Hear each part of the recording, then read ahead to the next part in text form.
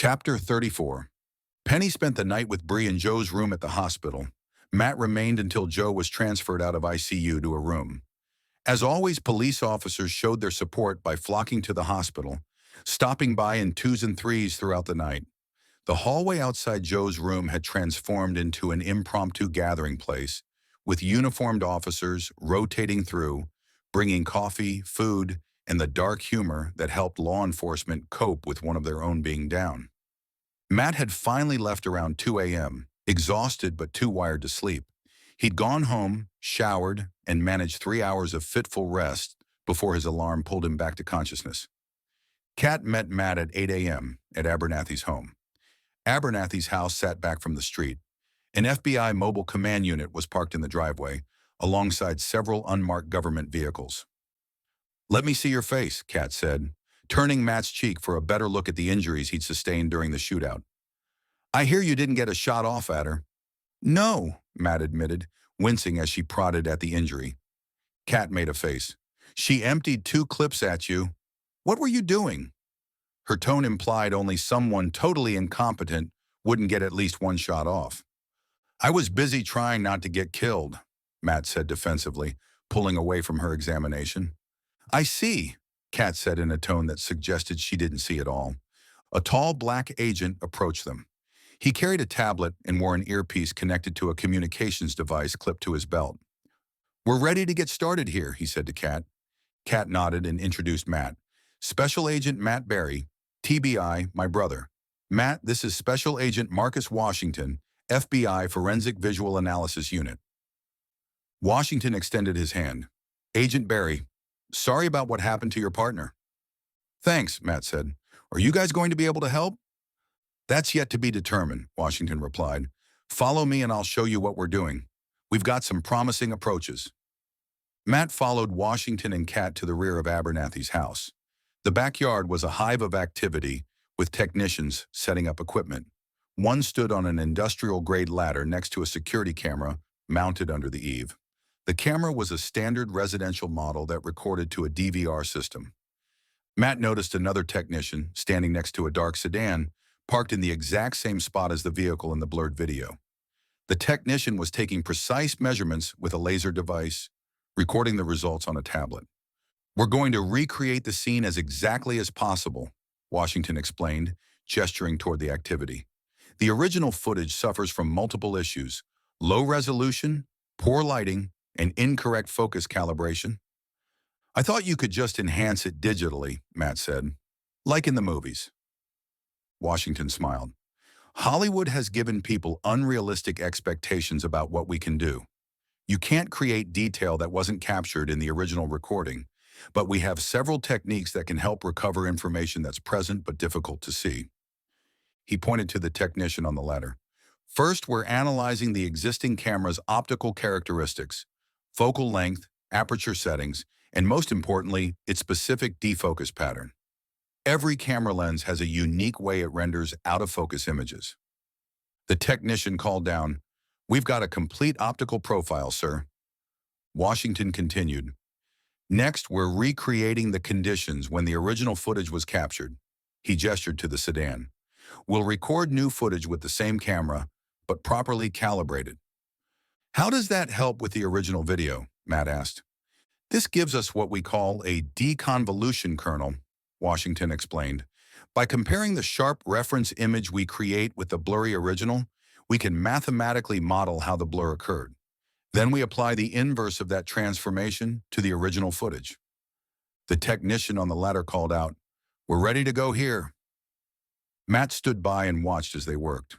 A woman with close-cropped hair operated a specialized laptop that controlled the camera and processed the incoming footage in real time.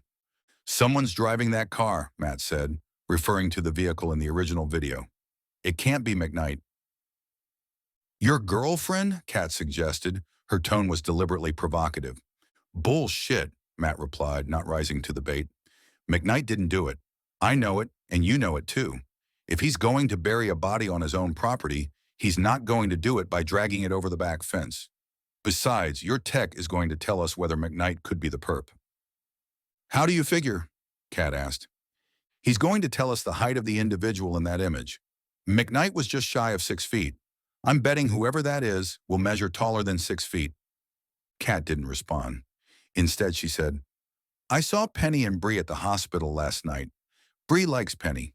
She paused, studying his reaction. Bree did say she wished you would have waited until this thing with Jen was over before moving Penny in. Matt felt a flash of irritation. Bree should worry about Joe, not my personal life. Just telling you what was said, Kat said with a shrug. Matt changed the subject. You've heard of the Becky Johnson shooting? Yes, I think all of these homicides are related. On what basis? Kat asked. A gut feeling. Matt watched the technicians working. 3 kids from the same school in 1 week? That's not coincidence. Sometimes coincidences happen, Kat said. Let's follow the evidence, not hunches. After 2 hours of meticulous work, they stood in Abernathy's living room. The space had been transformed into an impromptu command center, with equipment cases open on the floor and cables snaking across the hardwood. A technician bent over a sophisticated laptop setup. This should do it, the technician said. The multi-frame super resolution is complete, and I've applied the deconvolution matrix we derived from the test footage. Run it, Washington said, moving closer to see the results. The technician tapped a few keys and the enhanced video appeared on the largest monitor. The improvement was remarkable. Not the impossible clarity seen in television shows, but significantly better than the original. The contours of the vehicle were now clearly visible. A dark-colored SUV with distinctive headlights and a roof rack. Matt didn't immediately recognize the make or model, but the silhouette was distinctive enough that an automotive expert might identify it. More importantly, the figure moving beside the vehicle was now discernible as a large male. While facial features remained obscured by either a mask or the video's remaining limitations, the body shape and movements were unmistakably masculine. The individual moved with purpose, dragging what appeared to be a heavy object, presumably Ed Black's body, toward the fence line. The technician stopped the video at a point where the male stood next to the fence, his full height visible in the frame. I'll be able to give you a precise height measurement by the end of the day, he said, looking at Matt. Preliminary estimate puts him between 6'2" and 6'4". How are you going to calculate that exactly? Matt asked, leaning forward to study the frozen image. The technician grinned, clearly pleased to explain his specialty. Photogrammetry. We've measured the fence as a reference object. We know its exact height at that post. We also have the camera height, angle, and lens characteristics. Using those known values, we create a 3D coordinate system that allows us to determine the suspect's height with a margin of error of about an inch. I'd like a still photograph of the vehicle. The best image we have, Matt said. Something I can circulate. No problem, the technician replied. I'll extract the clearest frame and enhance it further. Should have something for you within the hour. Matt took the photo of the vehicle to the local Ford dealership. A salesman spotted him immediately and headed his way, hand already extended. He was a tall, skinny kid, maybe 25, with carefully styled hair and an eager smile that hadn't yet been worn down by years in sales. His name tag read, Tyler Jenkins, Sales Associate. Welcome. Beautiful day to be looking at trucks, isn't it? His enthusiasm was almost palpable. Matt flashed his badge, watching Tyler's smile falter slightly. I'm not here to buy a car. I'm here to match the car in this photograph, he said, and showed the image Washington's team had provided. Tyler took the photo, his expression shifting from disappointed salesman to curious civilian, his brow furrowed as he studied the image with unexpected intensity. I'm assuming this is connected to a case? Tyler asked, glancing up. That's right, Matt confirmed. Tyler studied the image for another moment. We can look, he suggested, waving at the sea of vehicles. I've been doing this a couple years now. You start to recognize body styles, like how people who work with twins can tell them apart. Their methodology wasn't scientific. They walked the lot, moving from one vehicle to another. Tyler would hold up the photo, squint, and compare the lines on the vehicles to the lines on the vehicle in the image. An older salesman approached. The gold name tag pinned to his chest read, Frank Mitchell, Sales Manager. Tyler bothering you? Frank asked with a smile that crinkled the corners of his eyes. He's helping me identify a vehicle. Matt replied, showing his badge again. Frank's eyebrows rose with interest. May I? He asked, holding out his hand for the photo. Matt handed it over. Frank studied it. He held it at arm's length, then close up, turning it slightly. Not one of ours, I don't think. What makes you say that? Matt asked. The profile's wrong. See this line here? Frank traced a finger along the silhouette of the car in the photo. Ford's design language is different. The hood slope, the way it meets the A-pillar, that's not us. Matt hadn't expected such expertise from a car salesman, but he was quickly realizing these guys knew their vehicles the way he knew firearms. I know a guy that works at Ford, Frank continued. Mark Donovan. He's an engineer at the design center in Dearborn. Been there 20 years. We should send the picture to him. He'll know for sure. That would be helpful, Matt said, feeling a small surge of hope. A solid vehicle identification could break the case open. The three of them returned to the showroom, where Frank led them to his glass-walled office. Frank picked up his phone and dialed, putting it on speaker. Mark Donovan, answered a voice with a slight Midwestern accent. Mark, it's Frank Mitchell. Got a minute? I've got a police officer here trying to ID a vehicle from a photo. This official? Mark asked. Yes, sir, Matt responded. Special Agent Matt Berry, Texas Bureau of Investigation. Well then, let's see what you got, Mark said. Frank scanned the photo on his office scanner and emailed it to Mark. Tyler hovered nearby, clearly invested in the outcome now. 5 minutes later, Mark was back on the speakerphone. Got your image. What happened here? You take this with a potato, he joked. Security camera footage, Matt explained. Best we could extract. It's not one of ours, Mark said definitively. Ford's profile is distinctive. We have certain design elements that carry across all our models. This doesn't have them.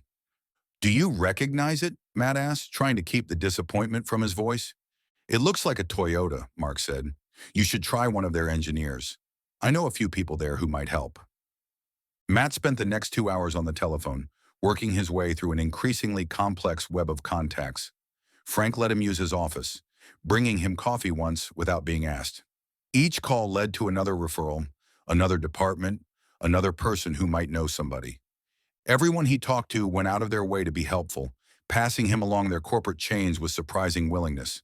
Nevertheless, by the time he reached the right Toyota engineer, Matt had 35 different phone numbers scrawled on his notepad, and his ear was sore from being pressed against the phone for so long. This is Hiroshi Tanaka, said a precise, accented voice when Matt finally reached his target. Mr. Tanaka, thank you for taking my call.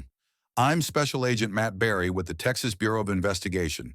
I'm trying to identify a vehicle from security footage related to a murder investigation. I have received your photograph from my colleague, Tanaka said. It's a bit grainy and out of focus, but I believe I can help you. It's one of ours, a 2011 or later model year, white Toyota Camry. Matt straightened in his chair, suddenly alert. This was the first solid lead he'd had all day.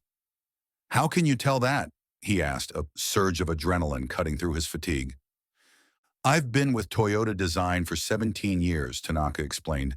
Each generation of our vehicles has specific identifiers, what we call our design DNA. I will send you some exemplars of the vehicle we are looking at. In 2011, we introduced a new generation of the Camry with distinct side character lines and a specific C-pillar shape. It's clearly a 2011 or later. Matt scribbled notes frantically.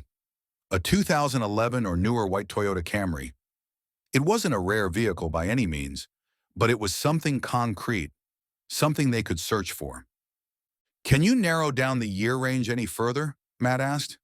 The image quality makes it difficult, but I would say it's from the 1550 generation, which ran from 2011 to 2017, Tanaka replied. The wheels appear to be our 17-inch alloys, which were standard on the SE and XLE trim levels. Does that help you? Tanaka asked when Matt didn't immediately respond. This is exactly what I needed, Matt said, the wheels already turning in his mind. They could cross-reference DMV records, check traffic cameras near the crime scenes, maybe even get a list of registered owners in the area. This is tremendously helpful.